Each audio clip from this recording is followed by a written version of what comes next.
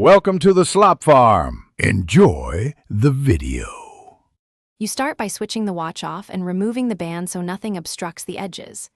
Place the watch face down on a soft cloth and gather tweezers, a plastic pick, isopropyl 70% or adhesive remover, plus microfiber.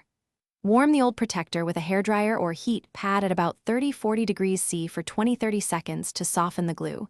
This reduces the risk of cracking. Then, insert a plastic pick under one corner. Slow, steady leverage prevents scratches and keeps the glass intact. Once a corner is raised, keep pulling the protector back across the face at a low angle, moving slowly to avoid shattering.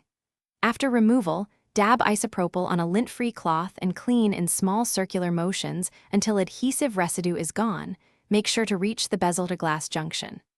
Let the surface dry fully, then inspect under bright light for hairline scratches, dust, or debris. If you find particles, use a dust removal sticker or compressed air in short bursts before applying the new protector. Align the new protector with the watch face, matching any sensor or speaker cutouts, and hold it at one edge before lowering slowly. This reduces trapped air. Press gently at the center, then use a thin card to squeegee outward and push bubbles to the edge. Allow the adhesive to set per the product instructions. Some need minutes, others cure over 24 hours. If dust gets trapped, lift carefully from one corner, use a dust sticker, and reapply. If the protector cracks or misaligns, replace it. Don't force it into place. Thanks for watching. Consider subscribing if we helped you today.